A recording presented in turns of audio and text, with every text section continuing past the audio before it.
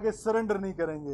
ये जो अपनी बंदूक के जोर पे वायलेंस का जो राइट है वो सिर्फ स्टेट एक्सरसाइज करेगी। और इनको ये मैं बता देना चाहता हूँ कि we knew each and everything, कि कौन इनको कहाँ से ऑपरेट करा रहा है। ये बहुत हो गई, बहुत हमारे पाकिस्तानियों का खून जो है वो बहाया गया है। अब हमारे पास कोई जगह नहीं है इन दहशतगर्दों के लिए। और आपके तौसत से मैं बताना चाहता हूँ कि हम अपनी रेट को इस्टेब्लिश करें एट एनी कॉस्ट। उसके लिए हमें कोई भी कुर्बानी देनी पड़े, उसके लिए हमें किसी एक्सटेंट पे जाना पड़ेगा। We will not spare anyone, चाहे वो फैसिलिटेटर्स हों, सिंपथाइजर्स हों, इस मुल्क में उनके लिए कोई जगह नहीं है। शुक्रिया।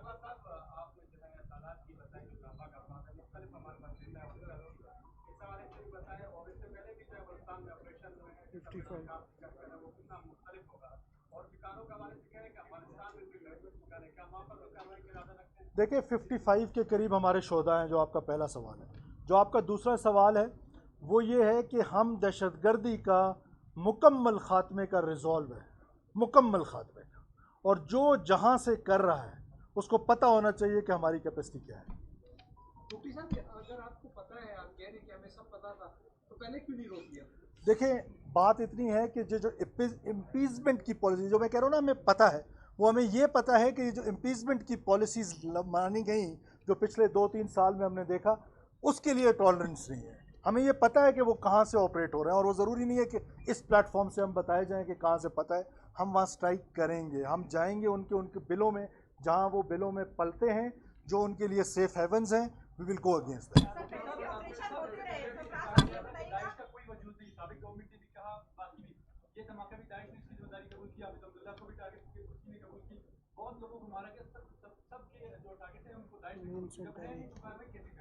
देखिए ऑर्गेनाइज्ड प्रेजेंस जो है, ऑर्गेनाइज्ड प्रेजेंस जो है वो इस दहशतगर्द तंजीम की बलूचिस्तान में इससे पहले नहीं थी। अब उनके ये जो हमले हो रहे हैं, ज़ाहिर है हम इन्वेस्टिगेट कर रहे हैं कि बसा औकात ये होता है कि हमला कोई और करता है, कबूल कोई और करता है। जो मर्जी हो, वो दाइश हो, वो टीटीपी हो, वो कोई और हो, कोई भी किसी भी नाम पर वायलेंस कर रहा है, वायलेंस जो है वो सिर्फ स्टेट एक्सरसाइज करेगी। वो कोई भी हो, इससे हमें कोई फ़र्क नहीं पड़ता है। हम जाएंगे। हमने उससे पहले हाफिज़ अहमदुल्ला साहब का जो वाक़या हुआ, वो मास्टरमाइंड हमने मारा है। हम मज़ीद जो ये लोग जो फैसिलिटेशन का रोल प्ले कर रहे हैं, जो भी कर रहा है, वो कोई भी हो, जो भी उसको आप नाम दे दें, हमारे लिए ये सब एक है। सबकी नानी एक है, सबको एक जगह से हैंडल किया जा रहा है। रॉ इन सब के पीछे है। इससे पहले जितने वाक़यात हुए इस पर अभी इन्वेस्टिगेशन हो रही है।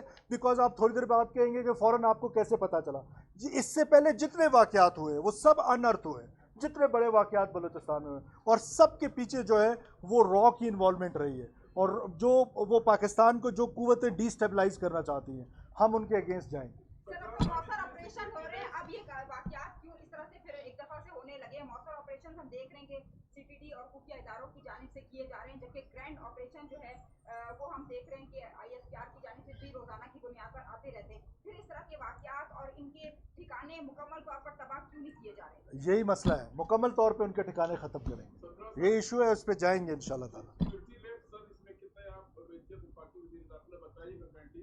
2 दिन पहले यहाँ पर अमन के हवाले से मीटिंग हुई। हमारे जराये बताते हैं कि उस मीटिंग में बार-बार ये बात उठाई गई कि टेलीफोन जो मोबाइल सर्विसेज वो बंद करनी आनी चाहिए। किसी ने कोई डिसीजन नहीं दिया। कोई सा भी हम अगर बरकरार है तो मोबाइल फोन ऐसे मौके पर बंद किए जाते हैं।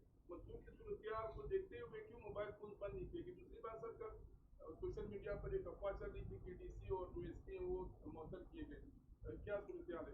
देखिए डीसीज या एसपीज के मुअत्तल होने के हवाले से जान साहब या होम मिनिस्टर साहब आपको बताएंगे। बुनियादी बात यह है कि हम एक थॉरो इंस्पेक्शन करेंगे अपने सिक्योरिटी का, कि हमारे जो पैराडाइम सिक्योरिटी के तहत है। और फिर आपने देखा है कि इस तरह का 12 रबीउल अव्वल के हवाले से इससे पहले कोई अटैक नहीं हुआ है। This is the first ever in Balochistan जो 12 रबीउल अव्वल के हवाले से हुए। इससे पहले हज़ारा कम्युनिटी को टारगेट किया जाता रहा, मुहर्रम के हवाले से टारगेट्स हुए, इन जगहों पर लॉ इन्फोर्समेंट एजेंसीज टारगेट हुए। तो उसके लिए एसओपी सेट कर दी गई थी।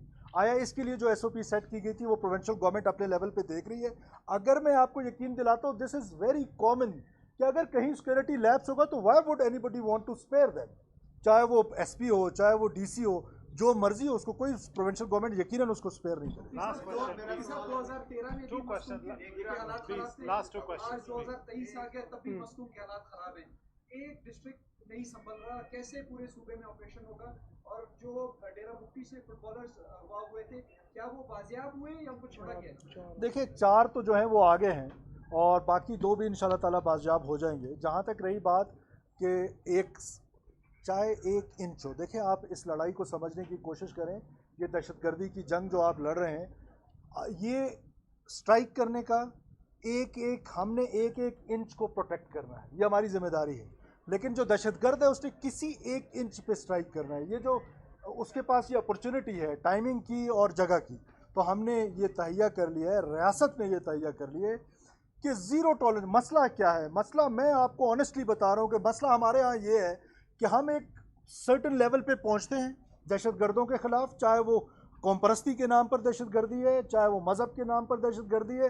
एक सर्टन पोजीशन ऑफ स्ट्रेंथ पे पहुंच जाते हैं और फिर ऑल ऑफ सडन हमारे स्टेट जो है वो इम्पीचमेंट पॉलिसी पे आ जाती है और हम अपने जो उसको है कम कर देते हैं। अब हमने ये फैसला किया कि अब ये नहीं होगा, हम जाएंगे आखिरी दहशतगर्द तक, इंशाल्लाह ताला इनका कला कमा करेंगे। शुक्रिया जी। Thank you sir.